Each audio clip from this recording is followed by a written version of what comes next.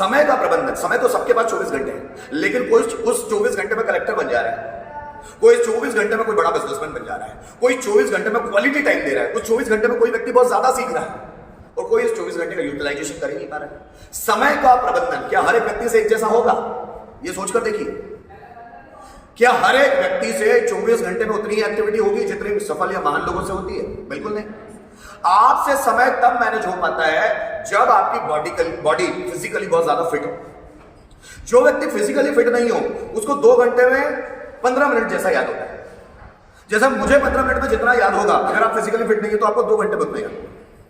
चूंकि मैं physically fit हूं, तो फिजिकली फिट होने से बुद्धि और जो मन होता है ना हमारा, वो ताकतवर बनता है, और जितना वो ताकतवर होगा उतना हम कम समय में ज्यादा काम कर पाएंगे। आप समझना मेरी बात।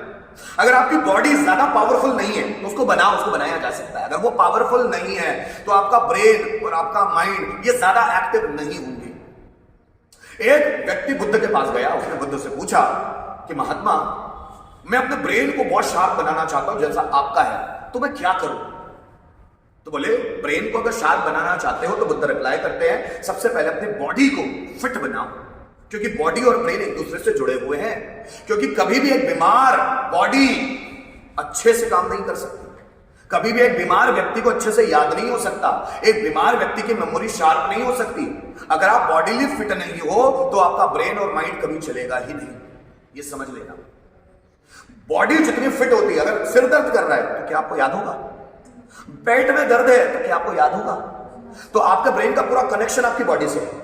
जिस व्यक्ति की बॉडी पूरी तरह से फिट होगी उसका ब्रेन भी उतना ज्यादा एक्टिव होगा। So if you want to activate your brain, first make your body fit. और जितनी बॉडी फिट होगी उतना ध्यान लगेगा। आप जरा समझना, सुबह आप उठकर घूमने नहीं जाते हो, कोई कसरत नहीं करते हो, कोई एक्सरसाइज नहीं करते हो, कोई बॉडी वार्म अप नहीं करते हो, कोई बॉडी पार्ट स्ट्रेचिंग नहीं करते हो, है ना? जब करते ही नहीं, जो प्राणायाम, अनुलोम विलोम ये करते ही नहीं हो तो बॉडी में ताजगी कैसे आएगी? कल जैसे थे उठकर भी आप वैसे ही तो हो, वो नयापन कहां से आएगा? ताजगी चाहिए कोई काम करने के लिए, ताजगी। और ताजगी तब आती है जब आपने अपने आप को ताजा बनाने के लिए कुछ काम किया। हर दिन अपने आप को ताजा बनाने के लिए कोई ना कोई काम करना पड़ेगा।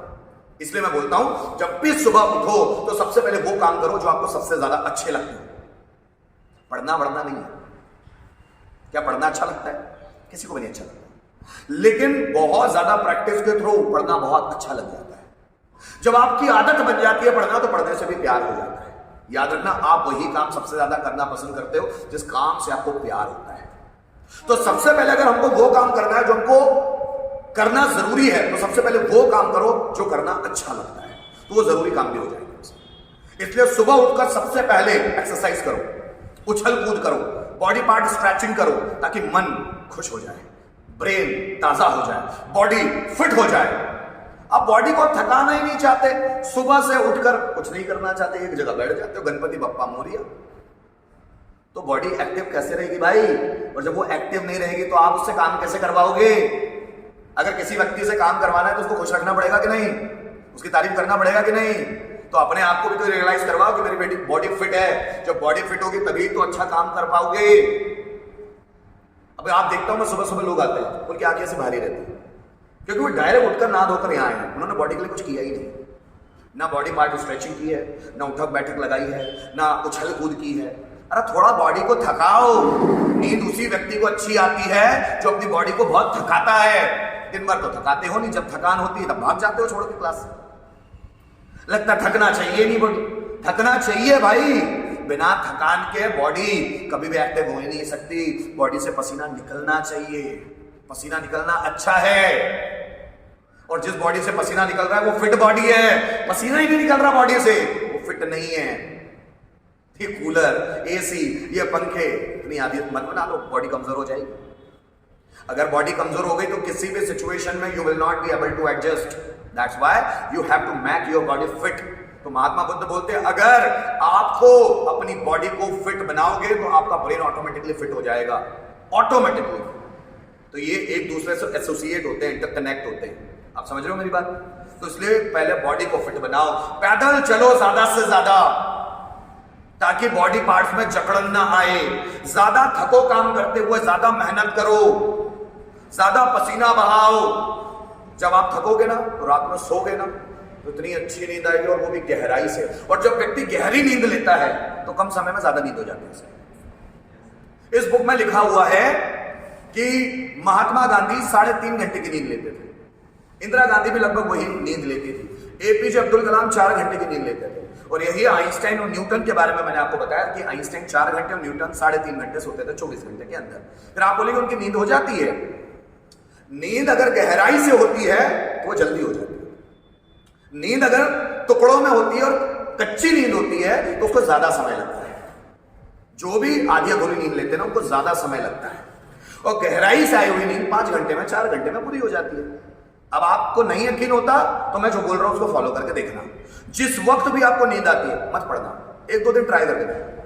जिस वक्त भी आपको नींद आती है सो जाओ उसी वक्त। 1 घंटे के अंदर फ्रेश हो जाओगे पूरे, आधे घंटे के अंदर फ्रेश हो सकता है व्यक्ति, आधे घंटे के अंदर। जिस वक्त नींद आए, झपकी लगने लगे, सो जाओ उसी वक्त। आयुर्वेद में 2 बातों पर सबसे ज्यादा जोर दिया गया है। अगर आप अपनी बॉडी को बिना बीमारी का बनाना चाहते हो तो 2 काम सबसे ज्यादा करो। जिस वक्त नींद आए सो जाओ, जिस वक्त भूख लगे खा लो। ये 2 काम बस, ये आपको जिंदगी भर बीमार नहीं करेगा। जिस वक्त भूख लगे उसी वक्त खा लो, लेकिन अगर भूख नहीं लग रही है तो खाना नहीं है। जैसे हमारी रेसेस होती है 12 बजे, 12 बजे हम खाने लग जाते हैं, क्या हमको भूख लगी? नहीं लगी। लेकिन चूंकि समय का इतना बाउंडेशन हो गया, समय का प्रबंधन ठीक तरह से नहीं हो पा रहा है, तो हम लोग क्या कर रहे हैं 12 बजे, क्योंकि 12:25 पे मनीष सर यहाँ जाएंगे वापस, खा लो। हमारा मन नहीं लेकिन हम खा लेते हैं। फिर मन होता है तो हम बीच में जा नहीं सकते, क्योंकि हमारा बाउंडेशन ही ऐसा हो गया समय का। नींद आ रही है क्लास में, बहुत गहरी नींद आ रही है, हम सो नहीं सकते, टीचर डांटेगा आपको। घर पे नींद नहीं आ रही है, हम सोना चाहते हैं कि भाई 10 बज के चलो सो जाओ। ये उल्टा सिस्टम कर लिया है, प्रकृति के विरुद्ध सिस्टम है, इसलिए प्रकृति हमारा साथ नहीं देती और हम बहुत ज्यादा एनर्जाइज नहीं होते। बच्चों को देखो, छोटे बच्चों को नींद आई, मेरा बेटा शिवा है, नींद आई वो रुक ही नहीं सकता, और सोता तो ऐसा सोता है कि उसको उठाओ वो उठता नहीं। गलत है साक्षी? सही है? तो ये नहीं हर दुनिया का हर बच्चा ऐसे, क्योंकि वो प्रकृति से ट्यून्ड होता है, प्रकृति से ट्यून्ड है। उसको भूख लगी तो खा लेगा उसी वक्त, मुझे अब भी चाहिए खाना, इसी वक्त चाहिए, और भूख पूरी हो गई तो एक निवाला भी ज्यादा नहीं खाता। उसमें आदत देखना, हमारे जैसा नहीं है वो कि चलो 2 गुलाब जामुन और खा लेता हूं एक्स्ट्रा, अच्छे लगते, उसका नहीं है। किसी भी बच्चे का ऐसा नहीं होता, क्योंकि बच्चा प्रकृति से आया, प्रकृति में जितने गुण होते हैं बच्चे में होते हैं। तो बच्चा क्या करता है, जितनी भूख लगी उतना खा लेगा, और भूख खत्म हुई भले थाली में 1 निवाला भी हो वो नहीं खाता, हो गया मेरा। यही बच्चों की आदत है, जितना पानी की प्यास लगती है ना उतना ही घूंट पीते हैं, उससे ज्यादा नहीं। आपको देखना चाहिए उनको, शायद उनको नींद आई तो वो सो ही जाते हैं, सो ही जाते हैं, और उनको जागना हो तो वो जाग ही जाते हैं। वो बिल्कुल प्रकृति से ट्यून्ड होकर चलते हैं, इसलिए वो बहुत ज्यादा एनर्जाइज्ड रहते हैं। इसलिए बच्चे में बहुत स्फूर्ति होती है, बड़ों में नहीं होती, क्योंकि बड़े सभी लोग प्रकृति के खिलाफ चलते हैं, नेचर के खिलाफ। और वो लोग जो नेचर के खिलाफ चलते हैं उनका टाइम मैनेजमेंट तो बिगड़ेगा ना भाई। टाइम सबके पास 24 घंटे हैं, लेकिन उस 24 घंटे में कोई टाइम को बहुत ज्यादा यूटिलाइज कर रहा है, कोई यूटिलाइज कर ही नहीं पा रहा है। इसलिए नहीं कर पा रहा है क्योंकि वो बॉडी में उतना ज्यादा फिट नहीं है, ब्रेन के आधार पर वो टाइम को मैनेज नहीं कर पा रहा। जिस वक्त जो करना चाहिए वो हो नहीं पा रहा उससे, और वो हो नहीं पा रहा। क्यों नहीं हो पा रहा? क्योंकि उसका जो मन है वो ठिकाने पर नहीं है। आप देखना, कभी कभी आप कुछ काम करते हो और आपको उसको करने में बहुत स्ट्रगल करना पड़ता है। आप वर्ब याद करने बैठे और बहुत स्ट्रगल करना पड़ता है, और कभी कभी आप याद करने बैठे हो वो याद होता चला जाता है, तो आप बोलते हैं मुझे याद हो गया। आप ये नहीं बोलते मैंने याद कर लिया, याद हो गया। बड़े बड़े जितने भी लोग ऐसे ही बोलते हैं मुझसे हो गया, मैंने किया थोड़ी ना। करना तो घमंड का सूचक है कि मैंने किया, मुझसे हो गया। तो ज्यादातर लोग बोलते हैं मुझसे हो गया, हो गया। अरे हो गया मुझसे, तो मैं कहाँ इतना कर सकता? हो गया, हो गया in the sense Sachin Tendulkar से पूछते रिपोर्टर्स, सर इतने रिकॉर्ड्स कैसे बना लिए? हो गया, खेलते गया और हो गया। हो गया मतलब सचिन ने नहीं बनाया, उनसे होते चले गए। और जिस व्यक्ति से काम होते चले जा रहे हैं वो ज्यादा बेहतरीन बन जाएगा, पर होंगे कब? जब उसका मन स्थिर होने लग जाएगा। और स्थिर होगा कैसे? स्थिर होने के लिए बहुत सारे एक्टिविटीज हैं। शांत रहना, मेडिटेट करना, जिस काम को कर रहे हो दूसरा काम ना करना।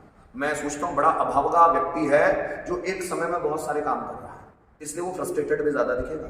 जो व्यक्ति एक समय में बहुत सारे काम करने का सोच रहा है वो फ्रस्ट्रेटेड ज्यादा रहेगा, वो चिड़ा हुआ ज्यादा रहेगा, वो गुस्से में ज्यादा रहेगा, वो मायूस ज्यादा रहेगा। जो व्यक्ति एक समय में सिर्फ एक ही काम कर रहा है वो पूरा माइंड के तौर पर खुला हुआ रहेगा। एक कमल के फूल की तरह खिला हुआ है। समझ रहे? टाइम को मैनेज करने का सिर्फ एक ही फॉर्मूला है, बॉडीली और ब्रेन और माइंड के आधार पर ज्यादा से ज्यादा अपने आप को फिट बनाओ। जितना आप फिट बनोगे उतना बेहतर। बॉडी को फिट बनाया जाता है कसरत से, स्ट्रेचिंग से, बॉडी वार्म अप से बॉडी फिट होती है। और ब्रेन और माइंड कैसे फिट होते हैं? मेडिटेशन से, अकेले रहने से, शांत बैठने से और एक ही एक्टिविटी में पूरा ध्यान देने से ब्रेन और माइंड फिट होते हैं। ब्रेन गुलाम बन जाएगा आपका अगर एक काम में आपने ध्यान देना शुरू कर दिया, क्योंकि ब्रेन अपनी चलाना चाहता है।